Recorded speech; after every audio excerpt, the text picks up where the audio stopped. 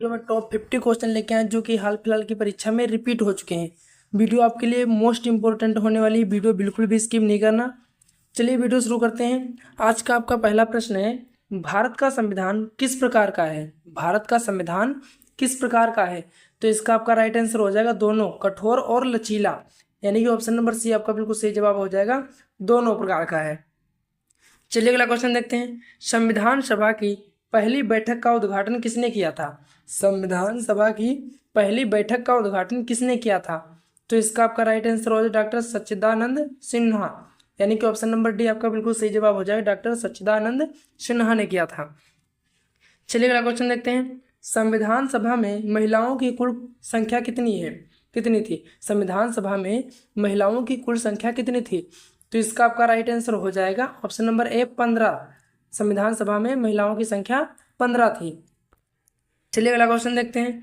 भारतीय संविधान की किस भाषा को मूल भाषा माना गया है? भारतीय संविधान की किस भाषा को मूल भाषा माना गया है? तो इसका आपका राइट आंसर हो जाएगा हिंदी और अंग्रेजी दोनों। यानी कि ऑप्शन नंबर ए आपका बिल्कुल सही जवाब हो जाएगा, हिंदी और अंग्रेजी दोनों। चलिए अगला क्वेश्चन देखते हैं। भारतीय संविधान को किस तारीख को अपनाया गया? भारतीय संविधान को किस तारीख को अपनाया गया? तो इसका आपका राइट आंसर हो जाएगा 26 नवंबर 1949। यानी कि ऑप्शन नंबर ए आपका बिल्कुल सही जवाब हो जाएगा 26 नवंबर 1949 को। चलिए अगला क्वेश्चन देखते हैं। संविधान के किस अनुच्छेद में न्यायिक पुनर्विचार का अधिकार है? संविधान के किस अनुच्छेद में न्यायिक पुनर्विचार का अधिकार है? तो इसका आपका राइट आंसर हो जाएगा अनुच्छेद 13 में। यानी कि ऑप्शन नंबर डी आपका बिल्कुल सही जवाब हो जाएगा अनुच्छेद 13 में। चलिए अगला क्वेश्चन देखते हैं। लोकसभा का पहला चुनाव कब हुआ था? लोकसभा का पहला चुनाव कब हुआ था? तो इसका आपका राइट आंसर हो जाएगा 1952 में। यानी कि ऑप्शन नंबर बी आपका बिल्कुल सही जवाब हो जाएगा 1952 में। चलिए अगला क्वेश्चन देखते हैं। राज्यसभा के स्थायी अध्यक्ष कौन होता है? राज्यसभा का स्थायी अध्यक्ष कौन होता है? तो इसका आपका राइट आंसर हो जाएगा उपराष्ट्रपति। यानी कि ऑप्शन नंबर सी आपका बिल्कुल सही जवाब हो जाएगा उपराष्ट्रपति। चलिए अगला क्वेश्चन देखते हैं। वित्त आयोग का गठन किस अनुच्छेद के अंतर्गत होता है? वित्त आयोग का गठन किस अनुच्छेद के अंतर्गत होता है? तो इसका आपका राइट आंसर हो जाएगा अनुच्छेद 280 के अंतर्गत। यानी कि ऑप्शन नंबर ए आपका बिल्कुल सही जवाब हो जाएगा अनुच्छेद 280 के अंतर्गत। वीडियो अगर पसंद आए हो तो प्लीज चैनल को लाइक, शेयर एंड सब्सक्राइब जरूर करें। चलिए अगला क्वेश्चन देखते हैं। संसद का संयुक्त अधिवेशन किसके द्वारा बुलाया जाता है? संसद का संयुक्त अधिवेशन किसके द्वारा बुलाया जाता है? तो इसका आपका राइट आंसर हो जाएगा राष्ट्रपति के द्वारा। यानी कि ऑप्शन नंबर बी आपका बिल्कुल सही जवाब हो जाएगा राष्ट्रपति के द्वारा। चलिए अगला क्वेश्चन देखते हैं। संविधान का जनक किसे कहा जाता है? संविधान का जनक किसे कहा जाता है? तो इसका आपका राइट आंसर हो जाएगा डॉक्टर भीमराव अंबेडकर को। यानी कि ऑप्शन नंबर डी आपका बिल्कुल सही जवाब हो जाएगा डॉक्टर भीमराव अंबेडकर को। चलिए अगला क्वेश्चन देखते हैं। भारतीय संविधान में कितनी भाषाओं को मान्यता दी गई है? भारतीय संविधान में कितनी भाषाओं को मान्यता दी गई है? तो इसका आपका राइट आंसर हो जाएगा 22 भाषाओं को। यानी कि ऑप्शन नंबर ए आपका बिल्कुल सही जवाब हो जाएगा 22 भाषाओं को मान्यता दी गई है। चलिए अगला क्वेश्चन देखते हैं। राष्ट्रपति की न्यूनतम आयु कितनी होनी चाहिए? राष्ट्रपति की न्यूनतम आयु कितनी होनी चाहिए? तो इसका आपका राइट आंसर हो जाएगा 35 वर्ष। यानी कि ऑप्शन नंबर सी आपका बिल्कुल सही जवाब हो जाएगा 35 वर्ष। चलिए अगला क्वेश्चन देखते हैं। राज्यसभा के लिए न्यूनतम आयु कितनी होनी चाहिए? राज्यसभा के लिए न्यूनतम आयु कितनी होनी चाहिए? तो इसका आपका राइट आंसर हो जाएगा ऑप्शन नंबर बी 30 वर्ष। यानी कि ऑप्शन नंबर बी आपका बिल्कुल सही जवाब हो जाएगा 30 वर्ष जो है राज्यसभा की न्यूनतम आयु होनी चाहिए। चलिए अगला क्वेश्चन देखते हैं। लोकसभा सदस्य बनने के लिए न्यूनतम आयु कितनी होनी चाहिए? लोकसभा सदस्य बनने के लिए न्यूनतम आयु कितनी होनी चाहिए? तो इसका आपका राइट आंसर हो जाएगा 25 वर्ष। यानी कि ऑप्शन नंबर बी आपका बिल्कुल सही जवाब हो जाएगा 25 वर्ष। चलिए अगला क्वेश्चन देखते हैं। भारत का चुनाव आयोग किस अनुच्छेद में उल्लेखित है? भारत का चुनाव आयोग किस अनुच्छेद में उल्लेखित है? तो इसका आपका राइट आंसर हो जाएगा अनुच्छेद 324। अनुच्छेद 324 यानी कि ऑप्शन नंबर ए आपका बिल्कुल सही जवाब हो जाएगा। चलिए अगला क्वेश्चन देखते हैं। भारत का नियंत्रक एवं महालेखा परीक्षक CAG किस अनुच्छेद में है? भारत का नियंत्रक एवं महालेखा परीक्षक CAG किस अनुच्छेद में है? तो इसका आपका राइट आंसर हो जाएगा अनुच्छेद 148 में, यानी कि ऑप्शन नंबर ए आपका बिल्कुल सही जवाब हो जाएगा अनुच्छेद 148 में। चलिए अगला क्वेश्चन देखते हैं। संविधान सभा के विचार विमर्श किस भाषा में होते थे? संविधान सभा के विचार विमर्श किस भाषा में होते थे? तो इसका आपका राइट आंसर हो जाएगा हिंदी और अंग्रेजी दोनों में, यानी कि ऑप्शन नंबर सी आपका बिल्कुल सही जवाब हो जाएगा हिंदी और अंग्रेजी दोनों में। चलिए अगला क्वेश्चन देखते हैं। भारतीय संविधान की सबसे बड़ी प्रति कहाँ रखी है? भारतीय संविधान की सबसे बड़ी प्रति कहाँ रखी है? तो इसका आपका राइट आंसर हो जाएगा ग्वालियर की सेंट्रल लाइब्रेरी में, ग्वालियर की सेंट्रल लाइब्रेरी में, यानी कि ऑप्शन नंबर बी आपका बिल्कुल सही जवाब हो जाएगा। चलिए अगला क्वेश्चन देखते हैं। भारतीय संविधान की सबसे छोटी इकाई क्या है? भारतीय संविधान की सबसे छोटी इकाई क्या है? तो इसका आपका राइट आंसर हो जाएगा अनुच्छेद। वैसे तो कोई मैक्सिमम मतलब कोई है नहीं, ठीक है, और इसकी सबसे छोटी इकाई अनुच्छेद हो जाएगा। कोई मुख्य रूप से सबसे छोटी इकाई इसकी संविधान की नहीं है। चलिए अगला क्वेश्चन देखते हैं। संघ लोक आयोग सेवा UPSC किस अनुच्छेद से संबंधित है? संघ लोक सेवा आयोग UPSC किस अनुच्छेद से संबंधित है? तो इसका आपका राइट आंसर हो जाएगा अनुच्छेद 315 से, यानी कि ऑप्शन नंबर ए आपका बिल्कुल सही जवाब हो जाएगा अनुच्छेद 315 से। चलिए अगला क्वेश्चन देखते हैं। निर्वाचन आयोग के मुख्य चुनाव आयुक्त की नियुक्ति कौन करता है? निर्वाचन आयोग के मुख्य चुनाव आयुक्त की नियुक्ति कौन करता है? तो इसका आपका राइट आंसर हो जाएगा राष्ट्रपति, यानी कि ऑप्शन नंबर बी आपका बिल्कुल सही जवाब हो जाएगा राष्ट्रपति। चलिए अगला क्वेश्चन देखते हैं। उच्च न्यायालय की स्थापना किस अनुच्छेद में है? उच्च न्यायालय की स्थापना किस अनुच्छेद में है? तो इसका आपका राइट आंसर हो जाएगा अनुच्छेद 214 में, यानी कि ऑप्शन नंबर ए आपका बिल्कुल सही जवाब हो जाएगा अनुच्छेद 214 में। चलिए अगला क्वेश्चन देखते हैं। भारत का सर्वोच्च न्यायालय किस अनुच्छेद से संबंधित है? भारत का सर्वोच्च न्यायालय किस अनुच्छेद से संबंधित है? तो इसका आपका राइट आंसर हो जाएगा अनुच्छेद 124 से, यानी कि ऑप्शन नंबर ए आपका बिल्कुल सही जवाब हो जाएगा अनुच्छेद 124 से। चलिए अगला क्वेश्चन देखते हैं। भारत का पहला मुख्य चुनाव आयुक्त कौन था? भारत का पहला मुख्य चुनाव आयुक्त कौन था? तो इसका आपका राइट आंसर हो जाएगा सुकुमार सेन, यानी कि ऑप्शन नंबर बी आपका बिल्कुल सही जवाब हो जाएगा सुकुमार सेन। चलिए अगला क्वेश्चन देखते हैं। अनुच्छेद 17 किससे संबंधित है? अनुच्छेद 17 किससे संबंधित है? तो इसका आपका राइट आंसर हो जाएगा अस्पृश्यता का अंत, अस्पृश्यता का अंत, यानी कि ऑप्शन नंबर ए आपका बिल्कुल सही जवाब हो जाएगा अस्पृश्यता का अंत। चलिए अगला क्वेश्चन देखते हैं। भारत में राष्ट्रपति शासन किस अनुच्छेद के तहत लागू किया जाता है?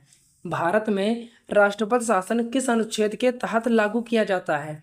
तो इसका आपका राइट आंसर हो जाएगा अनुच्छेद 356 के तहत, यानी कि ऑप्शन नंबर ए आपका बिल्कुल सही जवाब हो जाएगा अनुच्छेद 356 के तहत। चलिए अगला क्वेश्चन देखते हैं। अनुच्छेद 370 किस वर्ष हटाया गया?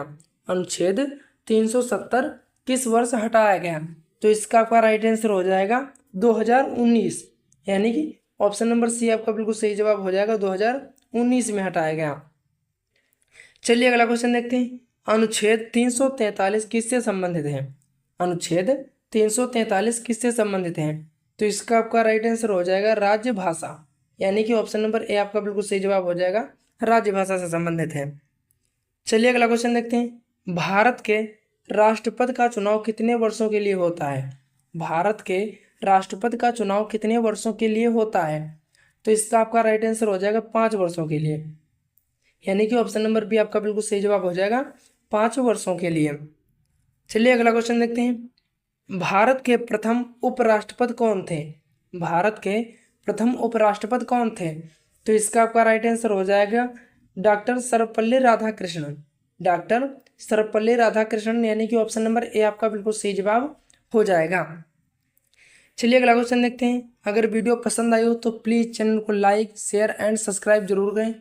चलिए अगला क्वेश्चन देखते हैं। राज्यपाल की नियुक्ति कौन करता है? राज्यपाल की नियुक्ति कौन करता है? तो इसका आपका राइट आंसर हो जाएगा राष्ट्रपति, यानी कि ऑप्शन नंबर बी आपका बिल्कुल सही जवाब हो जाएगा राष्ट्रपति। चलिए अगला क्वेश्चन देखते हैं। राज्यपाल का कार्यकाल कितने वर्षों का होता है? राज्यपाल का कार्यकाल कितने वर्षों का होता है? तो इसका आपका राइट आंसर हो जाएगा 5 वर्षों का, यानी कि ऑप्शन नंबर बी आपका बिल्कुल सही जवाब हो जाएगा 5 वर्षों का। चलिए अगला क्वेश्चन देखते हैं। केंद्र शासित प्रदेशों का प्रशासन कौन देखता है? केंद्र शासित प्रदेशों का शासन कौन देखता है? तो इसका आपका राइट आंसर हो जाएगा राष्ट्रपति, यानी कि ऑप्शन नंबर ए आपका बिल्कुल सही जवाब हो जाएगा, राष्ट्रपति देखता है। चलिए अगला क्वेश्चन देखते हैं। संविधान की किस अनुसूची में भाषाओं का उल्लेख है? संविधान के किस अनुसूची में भाषाओं का उल्लेख है? तो इसका आपका राइट आंसर हो जाएगा 8वीं अनुसूची में, यानी कि ऑप्शन नंबर ए आपका बिल्कुल सही जवाब हो जाएगा 8वीं अनुसूची में। चलिए अगला क्वेश्चन देखते हैं। भारत में कितनी अनुसूचियां हैं? भारत में कितनी अनुसूचियां हैं? तो इसका आपका राइट आंसर हो जाएगा 12 अनुसूचियां हैं, यानी कि ऑप्शन नंबर ए आपका बिल्कुल सही जवाब हो जाएगा 12 अनुसूचियां हैं। चलिए अगला क्वेश्चन देखते हैं। 10वीं अनुसूची किससे संबंधित है? 10वीं अनुसूची किससे संबंधित है? तो इसका आपका राइट आंसर हो जाएगा दल बदल विरोधी कानून, दल बदल विरोधी कानून, यानी कि ऑप्शन नंबर ए आपका बिल्कुल सही जवाब हो जाएगा। चलिए अगला क्वेश्चन देखते हैं। 12वीं अनुसूची किससे संबंधित है? 12वीं अनुसूची किससे संबंधित है? तो इसका आपका राइट आंसर हो जाएगा नगर पालिकाएं से, नगर पालिकाओं से, यानी कि ऑप्शन नंबर ए आपका बिल्कुल सही जवाब हो जाएगा, नगर पालिका से संबंधित है। चलिए अगला क्वेश्चन देखते हैं। संविधान में कुल कितने मौलिक कर्तव्य हैं? संविधान में कुल कितने मौलिक कर्तव्य हैं? तो इसका आपका राइट आंसर हो जाएगा 11 मौलिक कर्तव्य हैं, यानी कि ऑप्शन नंबर ए आपका बिल्कुल सही जवाब हो जाएगा। चलिए अगला क्वेश्चन देखते हैं। भारतीय संविधान में संशोधन करने का प्रावधान किस अनुच्छेद में है? संविधान में संशोधन करने का प्रावधान किस अनुच्छेद में है? तो इसका आपका राइट आंसर हो जाएगा अनुच्छेद 368 में, यानी कि ऑप्शन नंबर ए आपका बिल्कुल सही जवाब हो जाएगा 368 में। चलिए अगला क्वेश्चन देखते हैं। मौलिक अधिकार संविधान के में किस भाग में है? मौलिक अधिकार संविधान के किस भाग में है? तो इसका आपका राइट आंसर हो जाएगा भाग 3 में, यानी कि ऑप्शन नंबर ए आपका बिल्कुल सही जवाब हो जाएगा भाग 3 में है, जो है मौलिक अधिकार है। चलिए अगला क्वेश्चन देखते हैं। पंचायती राज प्रणाली को संवैधानिक दर्जा कब दिया गया? पंचायती राज प्रणाली को संवैधानिक दर्जा कब दिया गया? तो इसका आपका राइट आंसर हो जाएगा 73वें संविधान संशोधन में, 73वें संशोधन 1992 में, 73वें संशोधन में 1992 में। चलिए अगला क्वेश्चन देखते हैं। नगर पालिकाओं को संवैधानिक दर्जा कब दिया गया? नगर पालिकाओं को संवैधानिक दर्जा कब दिया गया? तो इसका आपका राइट आंसर हो जाएगा 74वें संशोधन, यानी 1992 में 74वें संशोधन में। चलिए अगला क्वेश्चन देखते हैं। उच्चतम न्यायालय का मुख्य न्यायाधीश कौन कहलाता है? उच्चतम न्यायालय का मुख्य न्यायाधीश कौन कहलाता है? तो इसका आपका राइट आंसर हो जाएगा भारत का मुख्य न्यायाधीश। भारत का मुख्य न्यायाधीश जो है उच्चतम न्यायालय का मुख्य न्यायाधीश कहलाता है। चलिए अगला क्वेश्चन देखते हैं। संसद के 2 सदनों का संयुक्त सत्र कौन बुलाता है? संसद के 2 सदनों का संयुक्त सत्र कौन बुलाता है? तो इसका आपका राइट आंसर हो जाएगा राष्ट्रपति, यानी कि ऑप्शन नंबर ए आपका बिल्कुल सही जवाब हो जाएगा राष्ट्रपति। चलिए अगला क्वेश्चन देखते हैं। मौलिक अधिकारों को लागू कराने के लिए कौन सर्वोच्च गारंटर है? मौलिक अधिकारों को लागू कराने के लिए कौन सर्वोच्च गारंटर है? तो इसका आपका राइट आंसर हो जाएगा सर्वोच्च न्यायालय। सर्वोच्च न्यायालय, यानी कि ऑप्शन नंबर बी आपका बिल्कुल सही जवाब हो जाएगा सर्वोच्च न्यायालय। चलिए अगला क्वेश्चन देखते हैं। संसद का बजट कौन प्रस्तुत करता है? संसद का बजट कौन प्रस्तुत करता है? तो इसका आपका राइट आंसर हो जाएगा वित्त मंत्री, यानी कि ऑप्शन नंबर ए आपका बिल्कुल सही जवाब हो जाएगा वित्त मंत्री। चलिए अगला क्वेश्चन देखते हैं। संसद का संयुक्त सत्र किस सदन में होता है? संसद का संयुक्त सत्र किस सदन में होता है? तो इसका आपका राइट आंसर हो जाएगा लोकसभा में, यानी कि ऑप्शन नंबर बी आपका बिल्कुल सही जवाब हो जाएगा लोकसभा में। चलिए अगला क्वेश्चन देखते हैं। संविधान के अनुसार भारत किस प्रकार का राज्य है? संविधान के अनुसार भारत किस प्रकार का राज्य है? तो इसका आपका राइट आंसर हो जाएगा एक संघीय राज्य है, यानी कि ऑप्शन नंबर ए आपका बिल्कुल सही जवाब हो जाएगा संघीय राज्य है। चलिए अगला क्वेश्चन देखते हैं, संविधान की आत्मा किसे कहा जाता है? संविधान की आत्मा किसे कहा जाता है? तो इसका आंसर आप लोगों को कमेंट में बताना है। और अगर वीडियो पसंद आई हो तो प्लीज़ चैनल को लाइक शेयर एंड सब्सक्राइब करें और एक प्यारा सा कमेंट करें। मिलते हैं अगले वीडियो में, तब तक के लिए जय